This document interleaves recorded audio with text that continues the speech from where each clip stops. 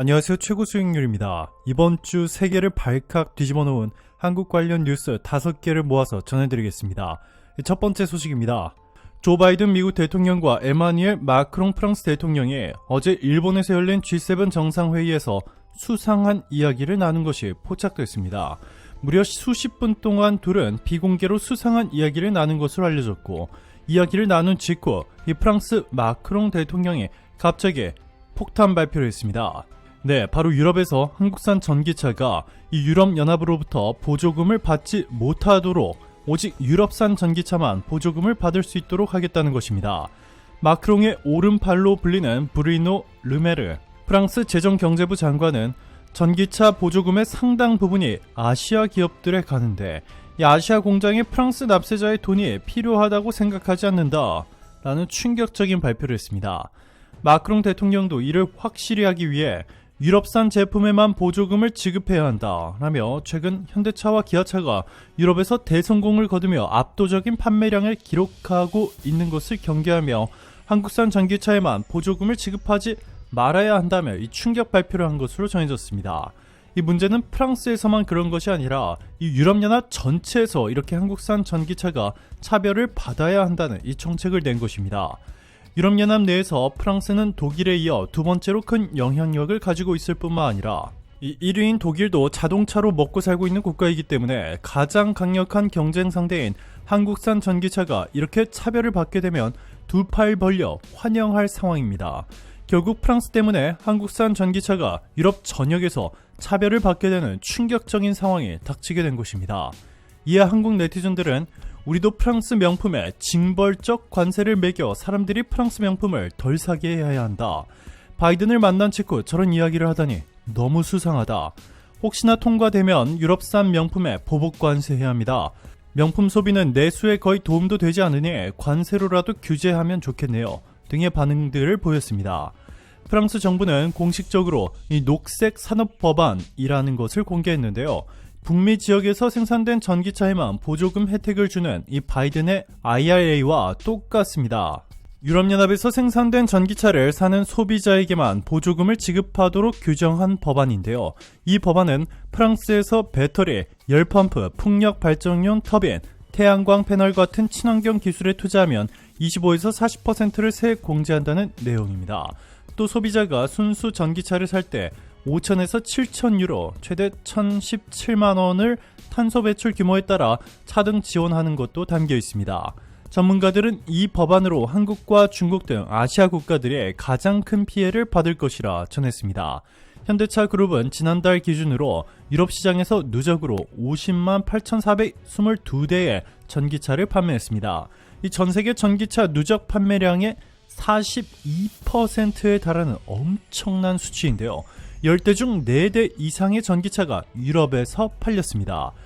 현대차 그룹의 지난해 유럽 판매량 중 현지 생산량은 21%밖에 되지 않습니다.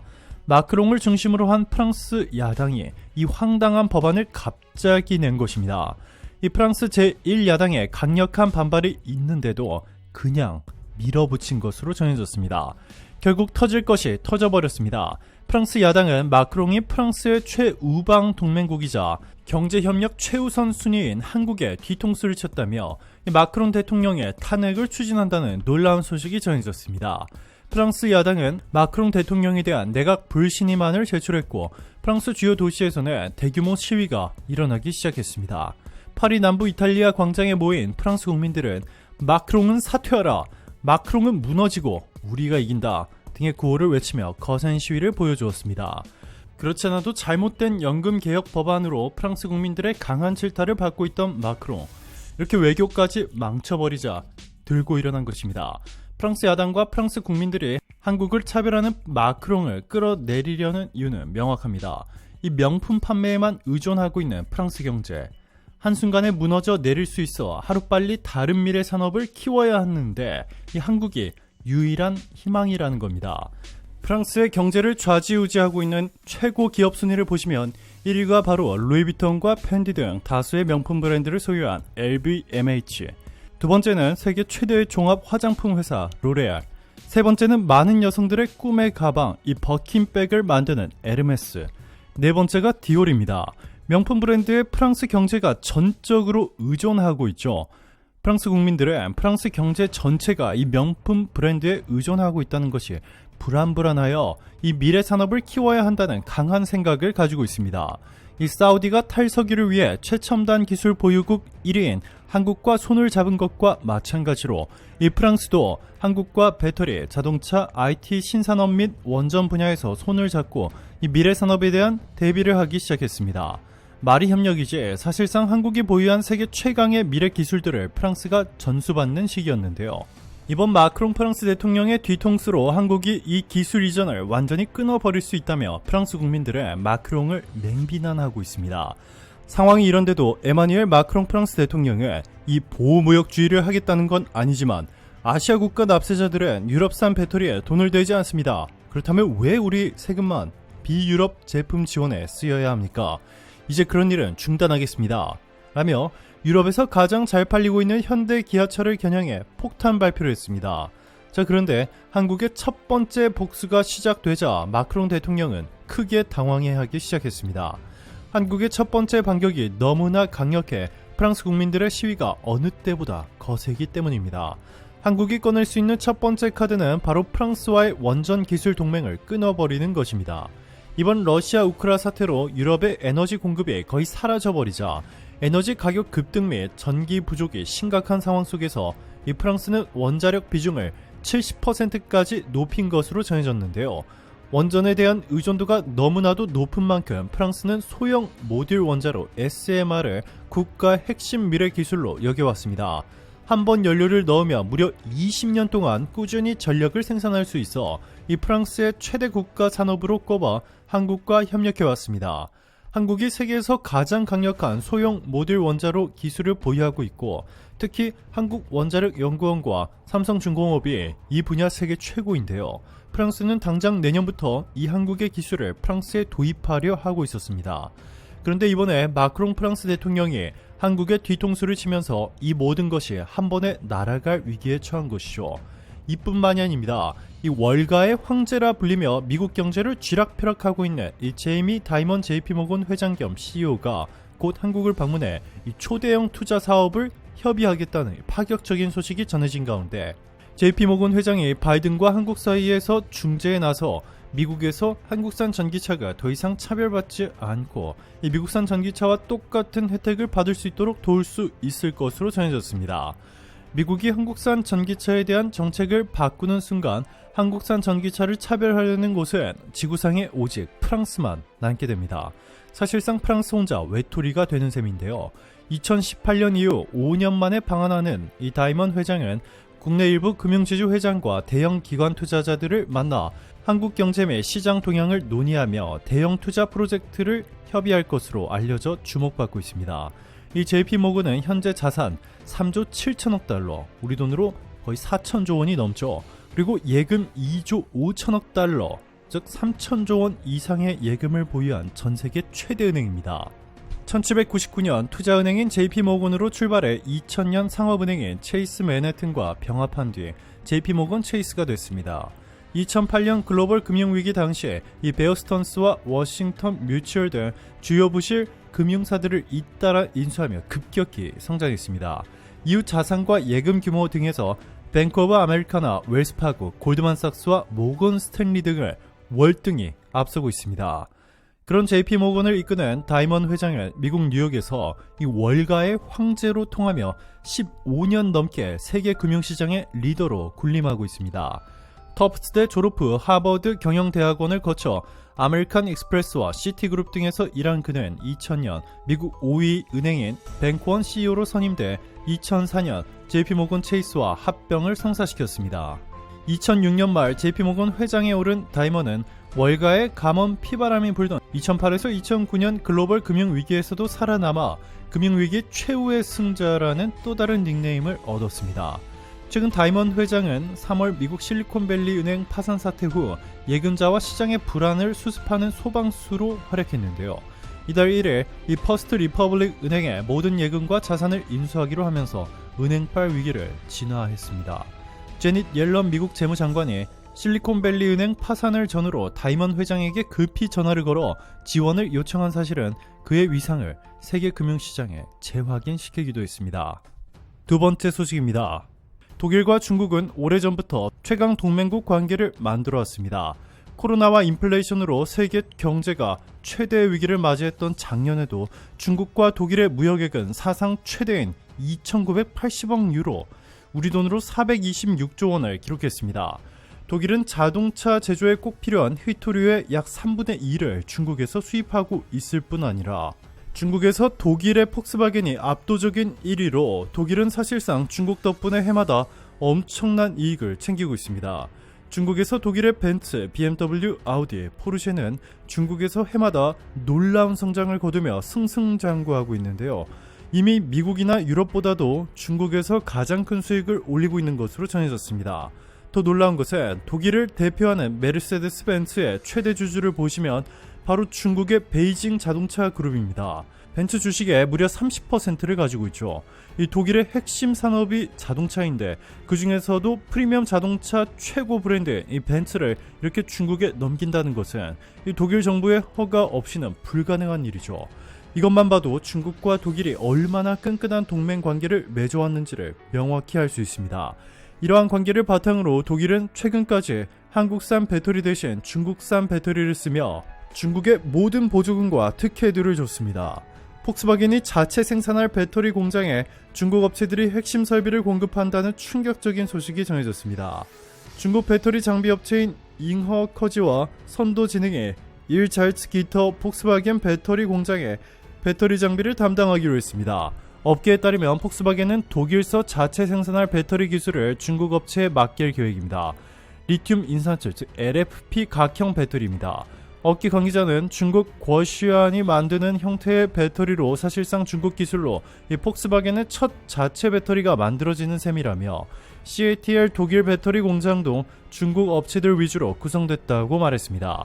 CATL은 2019년부터 독일 아른슈타트의 배터리 공장을 건설, 최근 배터리 셀 생산 승인을 받았습니다. 연내 완전 가동이 예상되고 있는데요. 무려 14기가와트시 규모에 달합니다. 향후 24기가와트시로 확대할 계획이고 주로 BMW에 공급될 물량입니다. 이곳 장비와 설비도 대부분 중국 업체들이 담당하고 있습니다. 이렇게 독일은 그동안 중국에 올인하며 중국산 배터리와 이 중국산 배터리 부품들을 사용해왔는데요. 최근 중국산 전기차 배터리의 치명적인 결함들이 전 세계 곳곳에서 드러나면서 난리가 났습니다. 이 독일인들은 불안해서 차를 못 타겠다며 독일차 전부를 이 중국산 배터리로 도배하기로 결정한 독일 정부를 비난하기 시작했습니다. 미국 도로교통안전국은 중국산 배터리 셀에 심각한 문제가 있다며 이 대형 화재로 이어져 운전자의 생명을 위협하는 수준이라 위험성을 알렸습니다. 한 전문가는 미국 도로교통안전국이 LG에너지솔루션과 중국 BYD, 포에버에너지 등의 배터리를 모두 조사한 결과 한국산 배터리는 너무나 안전한데 이 중국산 배터리는 심각한 수준이라 결론 내린 것 같다고 주장했습니다. 실제로 중국산 LFP 배터리를 고집하던 테슬라가 중국을 버리고 이 삼성을 택하는 파격적인 결단을 내렸습니다. 일론 머스크 테슬라 CEO는 이재용 삼성 회장을 만나 테슬라가 삼성 SDI의 배터리를 사용하는 것은 물론 이 삼성전자의 반도체, 삼성 디스플레이로부터 자동차 디스플레이를, 이 삼성 전기로부터 카메라 모듈을 제공받는데 이 테슬라 전기차를 이 삼성으로 도배한다는 파격적인 논의를 한 것으로 전해졌습니다. 이대로 자신들만 중국산 배터리를 쓰다가는 국가 전체가 망할 것을 직감한 독일. 올라프 숄츠 독일 총리가 한국을 긴급 방문했습니다. 한국을 방문한 숄츠 총리는 정상회담에 앞서 비무장지대 DMZ를 방문했습니다. 그는 독일과 한국이 매우 끔찍한 분단 경험해왔다라며 저는 한국이 현재 이와 같은 쓰디쓴 현실에 아직도 직면하고 있다는 점을 제 두 눈으로 확인했고 매우 큰 슬픔을 느꼈다라고 말했습니다. 그러면서 그는 우리는 특히 전기 자동차나 배터리 생산 부문에서 중국 대신 한국과 협력할 것이라고 밝혔습니다. 또 반도체 부문에서 한국에 굉장히 혁신적인 기업이 많다며 한국이 독일에서 이 부문에서 많은 투자가 있었으면 바란다 라고 말했습니다. 이 독일의 최대 국가 산업인 자동차를 중국에 올인했다가 완전히 망해버리자 중국을 버리고 한국과 손을 잡는 과감한 결단을 내린 것입니다.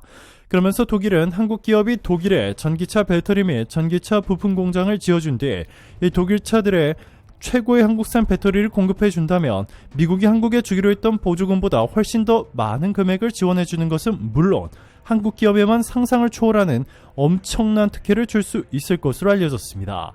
이러한 독일의 파격적인 제안에 화답하되 대한민국 1위자 세계 1위인 LG에너지솔루션이 이 베를린에 대규모 투자를 단행할 수 있다는 소식이 전해졌습니다. 이 테슬라가 생산량을 2배 이상 확대할 계획을 수립함에 따라 테슬라의 핵심 파트너사가 된 LG에너지솔루션의 수주 잔고도 이 폭발적으로 늘어날 것으로 예상되고 있는데요. 이미 독일에서는 LG에너지솔루션의 기술력이 압도적인 1위라 인정받았습니다. 지난해 독일 배터리 기술 특허 신청 건수에서 한국이 1위를 차지했습니다. 업체별 특허 출원 건수에서는 LG에너지솔루션이 CATL 등을 제치고 1위에 올랐습니다.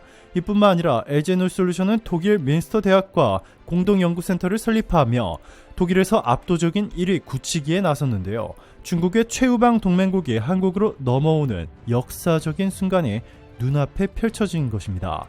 배터리 아저씨로 선풍적인 인기를 얻고 있는 박순혁 금양 전 홍보이사는 중국의 LFP 배터리는 한국의 NCM 배터리를 따라올 수 없다며 양극재 시장에서도 한국 기업을 넘어설 곳은 없다라고 평가했습니다. 그러면서 장기적으로 각형 배터리는 사라지고 파우치와 원통형 위주로 배터리 산업이 재편될 것이라고 전했습니다. 박 전 이사는 2차 전지주 광풍 논란에 대해 광풍이 아닌 당연한 흐름이라고 평가했습니다. 그는 광풍은 기업 실적 뒷받침 없이 기대감으로 단기간에 급등하는 것을 뜻한다 라며 에코프로의 경우 작년 영업이익이 2021년 대비 6배가 늘었다고 말했습니다. 이어서 올해의 경우 10배 가까이 늘어날 것 같은데 그 기간 주가가 10배 오르는 것은 아무런 문제가 없다라고 했습니다. 박 전 이사는 국내 기업이 주력으로 사용 중인 NCM, 즉 니켈, 코발트, 망광과 비교해 중국의 LFP는 비교 우위에 있을 수 없다고 강조했습니다. 그는 1회 충전으로 장거리 운행이 가능해지려면 무게가 가벼워야 하지만 LFP 무게는 이 NCM, 니켈 비중이 90%인 하이니켈 배터리 대비 약 46%나 높아 이 자동차용으로는 적절치 않다고 주장했습니다. 또한 그는 CATL의 경우 미국 진출은 처음이기 때문에 완공하고 수율을 잡기까지 빨라야 6, 7년이 소요될 것이라고 내다봤습니다. 이 중국 배터리가 잘 될 수 없는 것은 이뿐만이 바로 어제 일본에서 마지막 날이었던 G7 정상회의 일정에 맞춰 이 중국이 미국을 향해 폭탄 발표를 했습니다. 미국 최대 메모리 반도체 기업 마이크론에 대한 제재를 공식화했습니다. 국가 안보를 내세워 2달간 미국 마이크론에 대한 대대적인 조사를 벌여온 중국이 처음으로 안보 위험을 거론하며 구매 중단 조치를 내놓은 것입니다.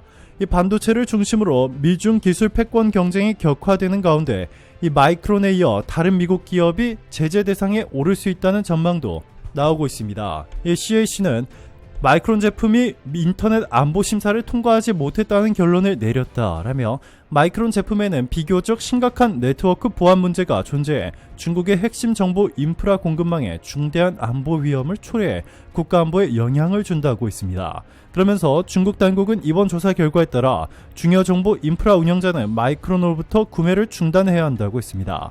전문가들은 중국이 미국의 퀄컴과 인텔까지 다음 타깃으로 삼고 있다고 전했는데요.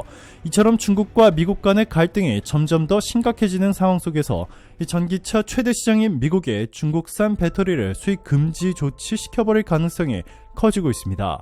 당연히 한국산 배터리가 수혜를 받을 것으로 예상되고 있습니다. 이에 배터리 아저씨는 제가 20여 년 전 강남 아파트를 팔아서 삼성전자 주식을 사라고 했습니다.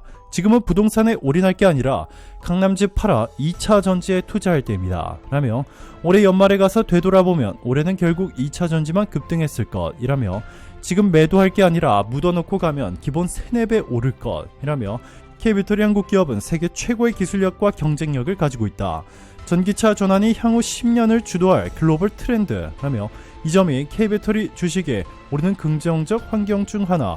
이런 상황에서 K배터리 주식과 삼성전자, SK하이닉스, 네이버, 카카오 등 주요 기업의 주주 인원을 비교해보라. 2차 전지주 주주수가 턱없이 적은 수준이라며 2차 전지주의 성장은 유망한데 주주수는 상대적으로 적어 앞으로 2차 전지주가 성장할 여력이 크다라고 말했습니다. 세 번째 뉴스입니다. 이 세계에서 가장 발달한 산업국들의 모임을 따로 만들어야 한다는 의견은 1973년 오일 위기가 터진 전후부터 본격적으로 나왔습니다. 이 1973년 3월 25일 미국의 재무장관 조지 슐츠가 서독 재무장관 헬무트 슈미츠, 프랑스의 발레리 지스카르 데스탱 당시 재무장관, 영국의 안토니 바보의 제안을 받아 각국의 재무장관들이 모여 회의를 열기로 협의했고, 이 아이디어가 당시 미국 대통령 리처드 닉슨의 귀에 들어가면서 이 회의는 이 백악관의 도서관에서 열리게 됩니다. 이렇게 모인 4개국의 국가들은 도서관 그룹이라고 불렸습니다. 1973년 중반에는 이 슐트 장관이 일본이 도서관 그룹에 새롭게 추가될 것을 제안하였고, 이 제안을 나머지 3개국이 동의하면서 일본이 새롭게 가입하게 되었습니다. 이때부터 미국, 일본, 독일, 영국, 프랑스 이 5개국이 모여 회의를 열었으며 이를 G5라고 불렀습니다. 이후 캐나다와 이탈리아가 차례로 합류하면서 이 그룹 오브 세븐, 현재 G7이 완성됐습니다. 자, 그런데 한국은 이미 G7 중 이탈리아의 GDP를 추월했고, 최근에는 미래의 가장 유망한 산업으로 꼽히는 2차 전지 분야에서 핵심 부품인 양극재와 음극재, 여기에 배터리 완성품까지 한국이 전 세계 공급망을 싹쓸이하며 압도적인 세계 1위로 등극했습니다. 이뿐만 아니라 최근 몇 년 동안 선진국 중 가장 빠른 무기 수출 성장률을 보이며 세계 최고의 첨단 무기 제작국으로 거듭난 데다 이 조선과 전기차 분야에서도 세계 최고라 평가받고 있죠. 이미 한물간 캐나다, 독일, 영국, 일본, 이탈리아 등에 비해 한국이 압도적으로 강력한 국가가 되었음에도 바이든은 끝내 한국을 G7에 받아주지 않겠다는 이 충격적인 발표를 최근 했습니다. 일각에서는 미국이 G7을 사실상 미국의 꼭두각시로 만들었고 G7을 이용해 미국에 대적하는 국가들을 공격하고 있다고 말하고 있습니다. 네, 그렇습니다. 세계에서 가장 강력한 7개국이 모여 더 평화롭고 이 더 발전하는 세계 경제를 만들자는 취지는 이미 쓰레기통에 버린 지 오래고, 이 미국이 원하는 것을 얻기 위한 도구로 전락해버렸습니다. 현재 바이든에게 최대의 적은 중국과 러시아죠. 이에 바이든은 G7을 이용해 중국과 러시아를 전방위적으로 압박하기 시작했습니다. 이 G7 정상들은 바이든의 뜻을 받들어 미국이 원하는 내용을 그대로 성명서로 채택한 것인데요. 중국이 G7에 맞서 C7을 만들었다는 이 충격적인 소식이 전해졌습니다. 중국과 러시아, 카자흐스탄, 키르기스스탄, 타지키스탄, 투르크메니스탄, 우즈베키스탄 이렇게 총 7개국이 C7을 만들어 G7에 맞서 싸우겠다는 충격적인 소식인데, 1대1로의 차원과는 완전히 다른 수준의 강력한 동맹입니다. 미국이 G7국들과 함께 중국의 반도체용 장비 수출을 금지한 것과 마찬가지로 이 중국은 C7을 앞세워 7개국이 미국의 휘토류 전면 수출 금지, 미국과 완전 단교 등 지금까지와는 차원이 다른 강력한 카드를 꺼내들 전망입니다. 실제로 최근 중국 중앙아시아 정상회의가 끝난 뒤 시진핑 중국 국가주석과 중앙아시아 5개국 정상이 함께 석류나무 6그루를 심었습니다. 그러면서 이 6개의 나무에 대해 중국과 중앙아시아의 천년 우호 교류의 증거이자 중국과 중앙아시아의 긴밀한 단결과 협력을 상징하고 양측 관계의 밝은 미래에 대한 기대를 담은 것이라 선포하며 이 G7에 대적하는 이 C7의 출현을 알렸습니다. 자, 그런데 시진핑의 C7은 아무것도 아니었습니다. 이재용 삼성 회장이 만든 K7, 한국을 중심으로 한 미래 최강 국가 7개국이 모이자 이 전 세계가 발칵 뒤집혔습니다. 이 K7 때문에 이제는 미국조차 한국을 감히 함부로 대하지 못하게 됐는데요. K7의 위력은 무엇을 상상했든 그 이상입니다. 한국에서는 이재용 삼성 회장을 중심으로 현대차그룹, 한화그룹, SK그룹, LG그룹 등이 포함됐습니다. 이렇게 결성된 한국과 가장 먼저 손을 잡은 국가는 바로 세계에서 가장 똑똑한 민족이라 불리는 유대인의 나라 이스라엘, 여기에 동남아에서 가장 빠르게 성장 중인 베트남, 최근 중국 인구수를 추월하며 세계 인구 대국 1위로 등극한 인도, 미국산 무기 대신 한국산 무기로 자국 군대를 도배시킨 폴란드, 미국이 아닌 한국의 리튬과 같은 미래 핵심 광물을 몰아주기로 결정한 호주, 마지막으로 이재용 회장을 만날 때마다 나의 베스트 프렌드 라고 부르며 한국 건설 기업들의 수백조 원의 수주를 몰아주는 빈살만 왕세자의 나라 사우디까지, 이렇게 강력한 7개국이 한국의 이재용 회장을 중심으로 K7을 만들려 하고 있습니다. 이 7개 국가들은 연관성이 없어 보이지만 너무나 명확한 공통점이 있습니다. 네, 바로 미국과 우방국 관계이지만 미국의 갑질에 골머리를 썩고 있죠. 사우디도 해마다 미국에서 천문학적인 무기를 사들이며 좋은 관계를 유지하고 있지만 바이든은 사우디에 중국과 관계를 완전히 끊어버리라, 그렇지 않으면 배신자로 간주한다, 미국 경제를 위해 석유값을 낮춰라 등의 말도 안 되는 요구를 받고 있어 이 골머리를 썩고 있습니다. 한국도 바이든의 수도 없이 뒤통수를 맞아 심각한 손실을 입고 있습니다. 현대차 그룹이 100억 달러 이상을 미국에 투자한다는 사실을 발표할 수 있어 너무나 기쁩니다. 다시 한번 미국을 선택해주신 이 정의선 회장에게 감사의 뜻을 전합니다. 미국은 현대차를 실망시키지 않을 것입니다.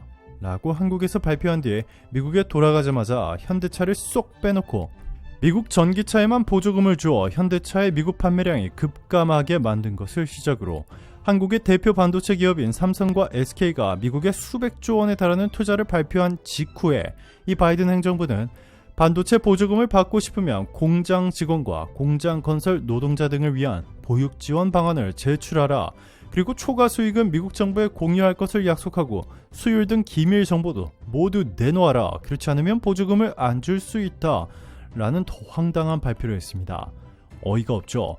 이에 이재용 회장을 중심으로 정의선 현대차 회장, 그리고 한화, LG 등이 한국의 대표로 하여 이스라엘, 사우디, 베트남, 인도, 폴란드, 호주 등의 대표 기업들과 이 세계에서 가장 강력한 글로벌 네트워크를 구축했고, 이를 사람들은 K7이라 부르기 시작했습니다. 한국을 중심으로 세계에서 가장 강력한 공급망을 구축한 것인데요.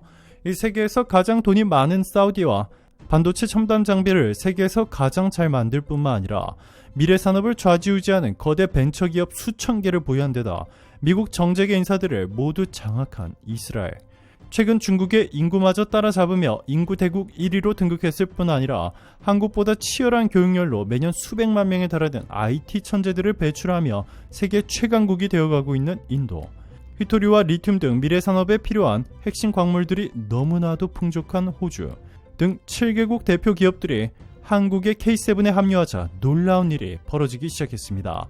더 이상 바이든의 이 K7 국가들의 뒤통수를 칠 수 없는 것은 물론 일각에서는 조만간 K7이 G7보다 더 강력한 영향력을 행사할 수 있다고 주장했습니다. 한국을 막대하던 중국도 초비상이 걸렸습니다.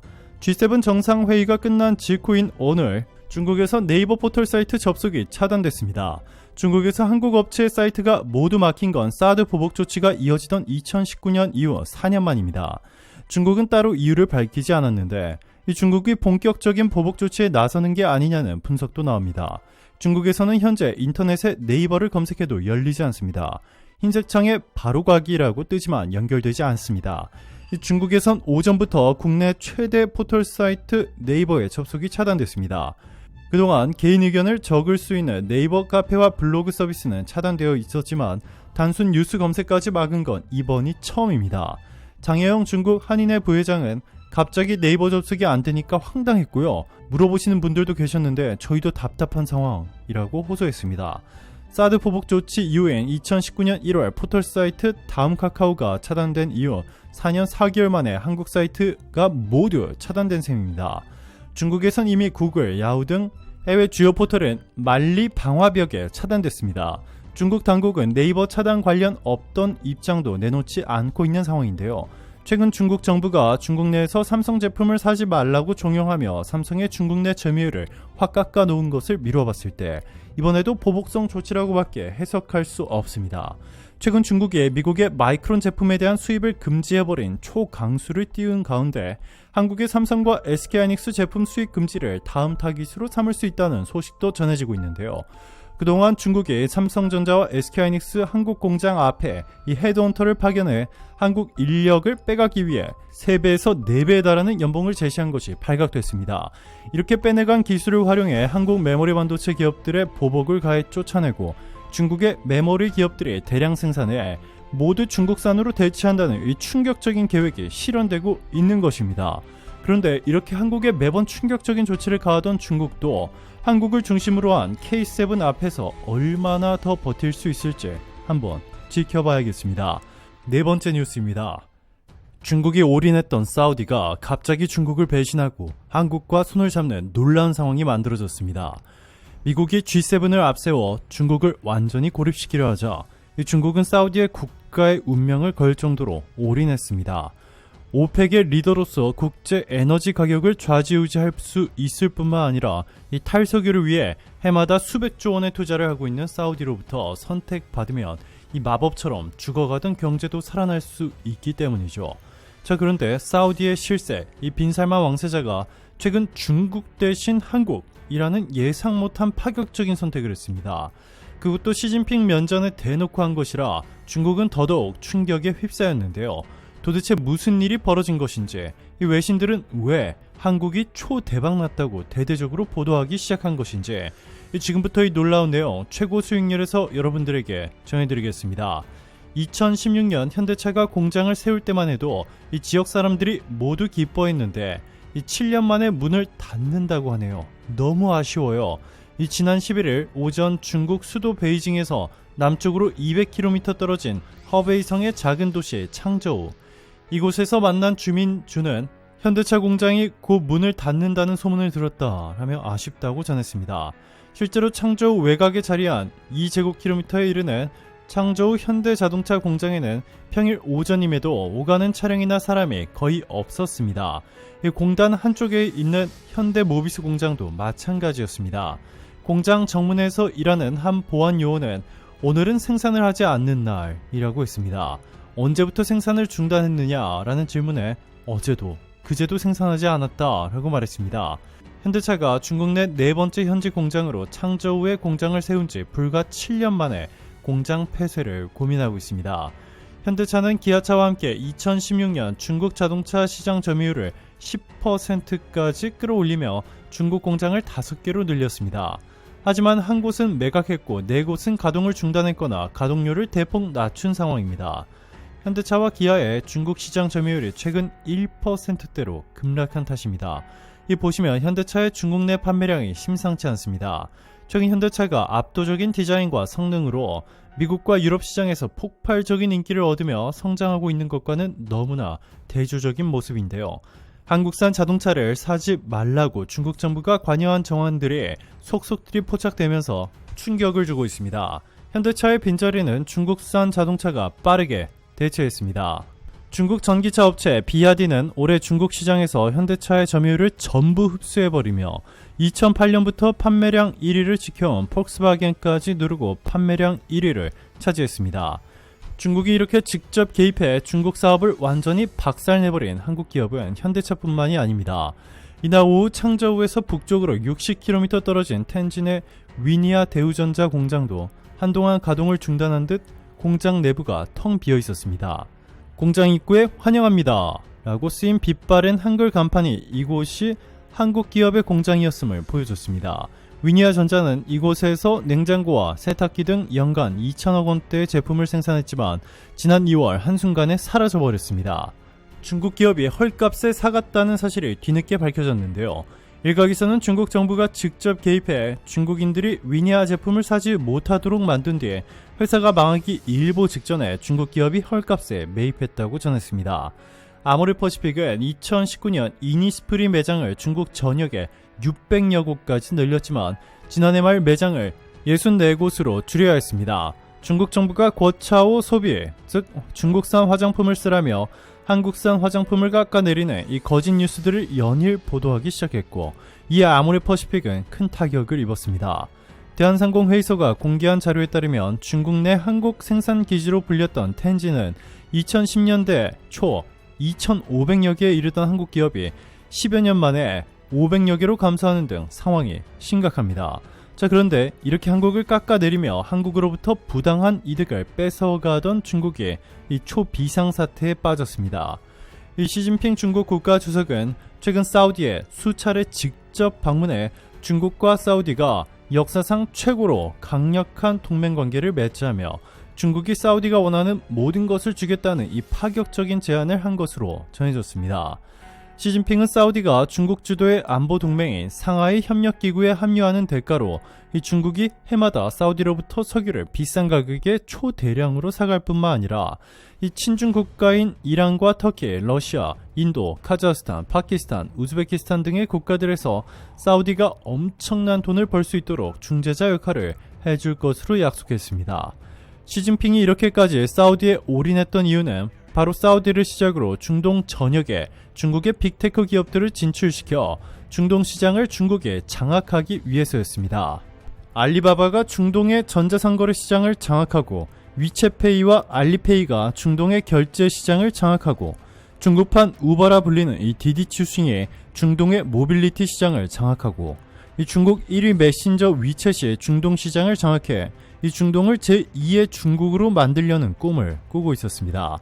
실제로 최근까지 사우디의 행보를 보며 마치 중국을 큰형님 모시듯 중국이 요구하는 모든 것들을 들어줄 것으로 보였습니다. 자, 그런데 대반전이 일어났습니다. 놀랍게도 바로 한국 때문이었습니다. 사우디의 전자상거래 시장을 알리바바에 넘기는 대신 한국을, 사우디의 결제 시장을 위챗페이와 알리페이에 넘기는 대신 한국을, 사우디의 모빌리티 시장을 디디추싱에 넘기는 대신 한국을, 사우디의 메신저 시장을 위챗에 넘기는 대신 한국을 선택했다는 이 폭탄 발표를 해버린 빈살만 왕세자.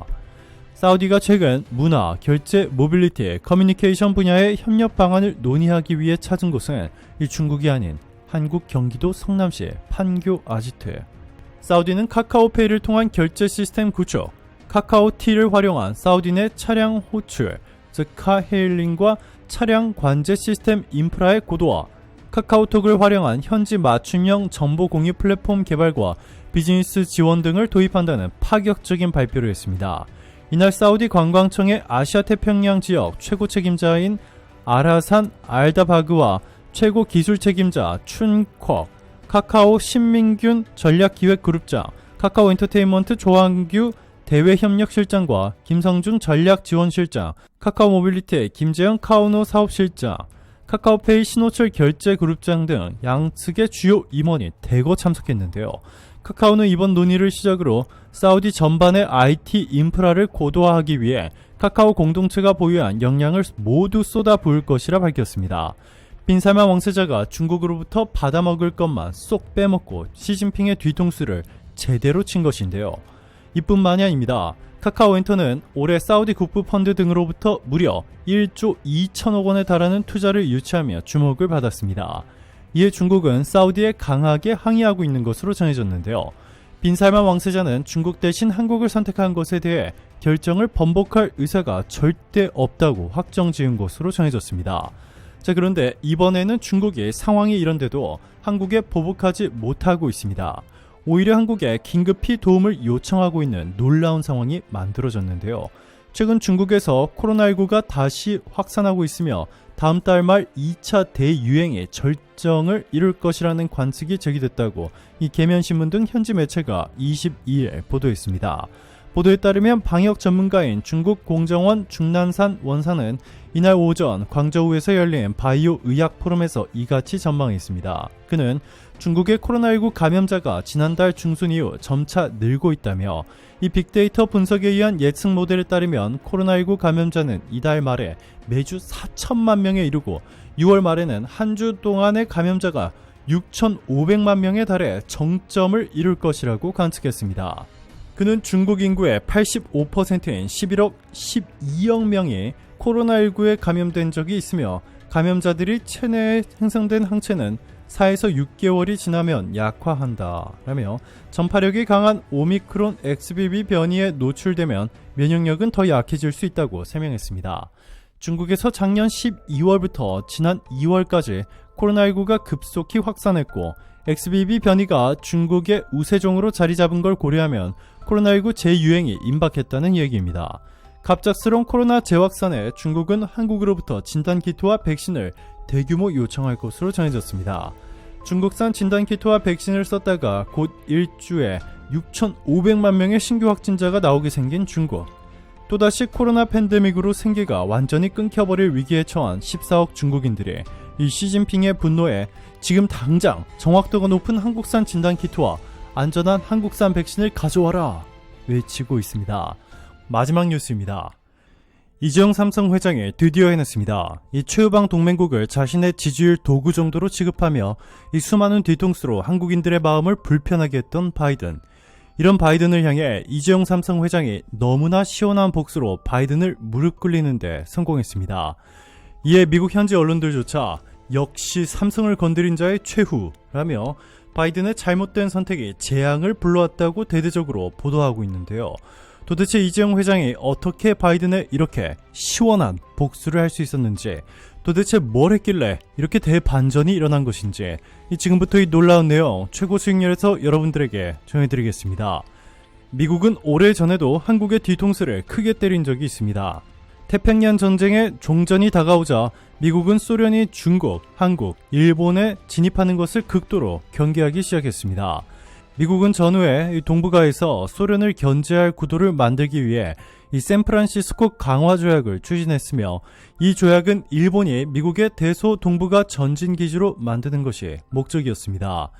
미국은 이에 따라 전범국가 일본에 대해 전범 처리와 전후 배상 문제를 최대한 가볍게 하는 방식을 만들어 오늘날 한일 간의 논란이 되고 있는 일제 치하의 강제징용, 이 성노예 문제가 발생할 근본적 원인을 만든 셈이 되었습니다. 이 샌프란시스코 강화 조약 또는 이 대일 강화 조약은 제2차 세계대전의 전쟁 상태를 종결하고 이 국교를 회복하기 위해 1951년 9월 8일 미국 샌프란시스코 전쟁기념 공연예술센터에서 일본이 미국과 영국 등 48개국과 맺은 평화조약으로 1952년 4월 28일에 발효되었습니다. 미국은 특히 중국이 모택동에 의해 공산화되자 일본을 소련과 중국을 견제하기 위한 주요 전진기지로 만든다는 계획을 중시하면서 이 한반도의 전후 배상 문제 등에 대해 일본 편을 들어주는 이 태도를 취했습니다. 미국은 이 조약의 협의 과정에서 한국을 협의 참여나 이 조약 서명국에서 배제하는 등 일본의 전쟁 범죄에 대한 배상 조건을 협의할 때 한반도를 제외시켰습니다. 미국은 협의가 진행되는 과정에서 일제가 한반도를 지배하면서 근대화에 기여한 공로를 금전으로 환산할 경우 이 배상 추정액보다 훨씬 많다는 식의 괴문서를 배포하기도 했습니다. 이 샌프란시스코 강화조약 체결 이전인 1951년 5월 이 미 국무부는 38선 이북의 북한 땅을 제외한 남한 땅에 남겨진 일본인 자산은 한국이 일본에 대해 요구하는 배상액의 4배에 달한다는 내용을 공개했습니다. 오늘날 일본의 한반도 식민 지배가 한반도 근대화에 기여했다는 논리는 당시 미국 쪽에서 만든 것이었습니다. 이 미국은 이 조약을 통해 일제 전쟁 범죄에 대해 일본과 피해국이 1대1로 협상해 해결하는 식으로 만들어주어 일본 입장을 강화시켜 주었습니다. 미국은 또 독도 문제를 제외함으로써 일본의 독도 영유권 주장의 근거를 제공했습니다.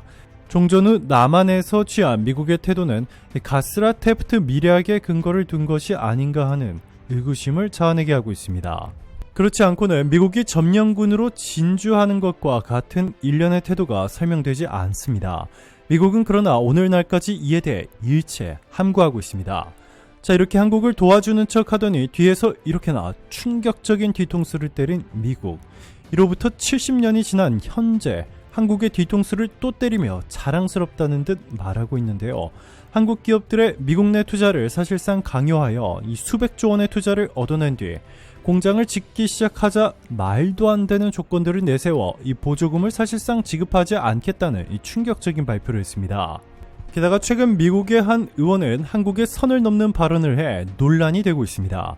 미 하원의 마이크 갤러거 미중 전략경쟁특위 위원장은 23일 미국은 미국 기업이나 동맹에 대한 경제적 강압을 용납하지 않을 것임을 중국에 분명히 해야 한다라고 말했다고 로이터 통신이 보도했습니다. 그는 미국 상무부는 중국에서 활동하는 외국 반도체 기업에 대한 미국의 수출 허가가 이 마이크론의 빈자리를 채우는데 사용되지 않도록 해야 한다면서 최근 몇 년간 중국의 경제적 강압을 직접 경험한 동맹국인 한국도 한국 기업이 마이크론의 빈자리 채우는 것을 차단하기 위해 행동해야 한다라고 말했습니다. 즉 한국은 중국과 손을 잡기만 해봐 가만두지 않겠다라는 뉘앙스의 매우 무례한 발언입니다. 어이가 없죠. 이 갤러거 위원장은 또 상무부는 창신 메모리 테크놀로지를 블랙리스트에 추가하고 어떤 미국 기술도 수준과 무관하게 창신 메모리 테크놀로지나 양쯔 메모리 테크놀로지 또 다른 중국 기업에 가지 않도록 해야 한다라고 말했습니다. 갤러거 위원장의 이런 발언은 중국의 마이크론 제재에 대응해 중국 기업을 추가로 제재하는 동시에 한국 등 외국 기업이 이 마이크론 제재로 인한 반사이익을 누리지 못하도록 분명히 할 것을 요구한 것입니다. 정작 애플과 테슬라 등의 미국 기업들은 이 와중에도 중국 내 투자를 늘려가며 중국에서 돈을 쓸어 담고 있는데 한국에는 중국과 교역을 끊어버리라는 이 황당한 요구를 하고 있는 것입니다. 미국 때문에 한국만 고스란히 피해를 받고 있습니다. 중국 정부가 반도체 업체 마이크론에 대한 제재로 중국 시장에서 메모리 반도체 공급이 부족이 발생할 경우 미국이 한국 기업의 대체 공급자가 되지 말아달라고 요구할 가능성에 대해 결연히 반대한다라는 입장을 밝히며 한국이 미국을 따르면 보복하겠다는 뜻을 밝혔습니다. 이 마오닝 중국 외교부 대변인은 22일 정례 브리핑에서 관련 질문을 받고 이러한 미국 측 행위는 전적으로 자신의 패권적 이익을 보호하기 위해 다른 나라의 대중국 수출을 제한하도록 협박하는 것이라며 이같이 밝혔습니다.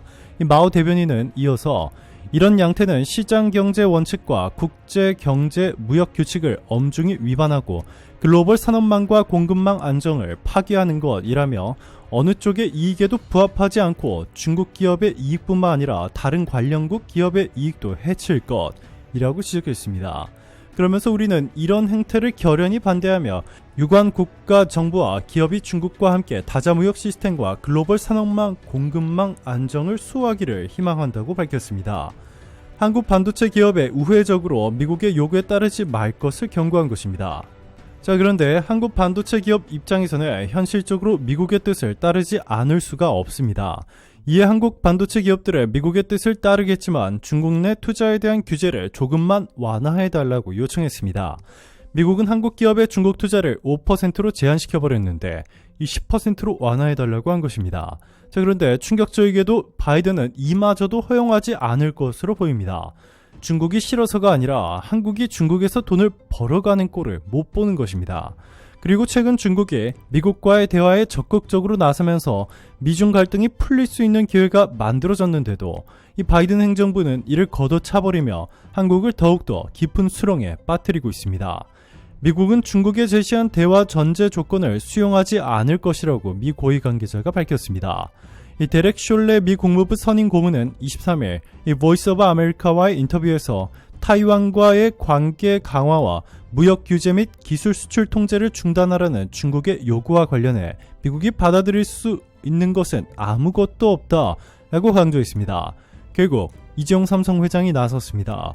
최근 이재용 삼성 회장이 미국에서 무려 22일 동안이나 비공개로 활동한 진짜 이유가 밝혀졌습니다. 지금 공개된 이 사진을 보고 전세계 주요 외신들은 둘이 합쳐 자산이 40조 원이다 라고 대대적으로 보도하고 있는데요. 자산 28조 3,500억 원의 젠슨 황 엔비디아 최고 경영자와 10조 6천억 원의 자산을 보유한 이재용 삼성전자 회장의 모습입니다. 두 사람은 실리콘밸리를 구성하는 도시 중 하나인 이 써니베일의 사와스시라는 일식집에서 저녁 식사를 했습니다. 사와스시는 오마카세 식당입니다. 홈페이지를 보면 2014년 미국 톱 100 레스토랑, 2011에서 2017년에는 미쉐린 가이드에 선정됐다고 홍보하고 있습니다. 6개 음식을 제공하는 기본 코스는 1인당 160달러입니다. 여기에 더해지는 20%의 팁을 더하면 192달러 정도 지급해야 합니다. 원화로 환산하면 약 25만원 정도입니다. 요즘 한국에서 가성비 좋다고 평가받는 오마카세 식당 1인당 가격이 10만원 안팎인 것을 감안할 때 상당히 비싼 가격으로 보이죠. 하지만 베이에리어라고 불리는 이 샌프란시스코, 이 실리콘밸리 일대의 살인적인 물가를 생각하면 총 40조 원 가까운 자산을 보유한 두 기업가가 비교적 소박한 곳에서 만났다라고 평가해도 될 것 같습니다. 엄청나게 비싼 가격이 아니기 때문입니다. 자, 그런데 이 두 사람이 이곳에서 대화를 나눈 것은 엄청난 파장을 불러일으켰습니다. 미국 반도체 1위이자 세계 반도체 기업 1위인 엔비디아가 삼성과 손을 잡고 바이든을 맹비난하기 시작한 것입니다. 젠슨 황 엔비디아 CEO는 이재용 회장을 만난 직후 영국 파이낸셜 타임즈와 인터뷰에서 조 바이든 행정부가 중국을 견제하기 위해 시작한 수출 통제로 이 실리콘밸리 기술 기업인들의 손이 묶였다라며 기술 산업 부문에서 매우 중요한 중국 시장의 첨단 반도체 칩을 더 이상 판매할 수 없기 때문이라고 말했습니다. 바이든의 중국 반도체 규제를 강하게 비난하며 삼성의 편을 들어준 것인데요. 이 젠슨 황 CEO는 바이든에 대놓고 이 칩스법은 결국 크게 망신당할 것이라고까지 말했습니다. 그는 중국 시장을 포기할 경우 미국 기술 기업들의 생산 능력은 이전보다 3분의 1만큼 적어질 것이라며, 그렇다면 아무도 미국의 공장을 필요로 하지 않게 될 것이라고 전했습니다. 이렇게 미국 1위이자 세계 1위 반도체 회사의 CEO까지 바이든의 반도체법을 웃음거리가 될 것이라 조롱하기 시작하면서 이 바이든의 지지율은 대폭락하기 시작했고, 3억 미국 국민 대부분이 바이든을 향해 소리치고 있습니다. 당장 내려와! 라고 말이죠. 오늘도 감사합니다. 이번 주말도 최고로 행복한 시간 보내시길 바랄게요.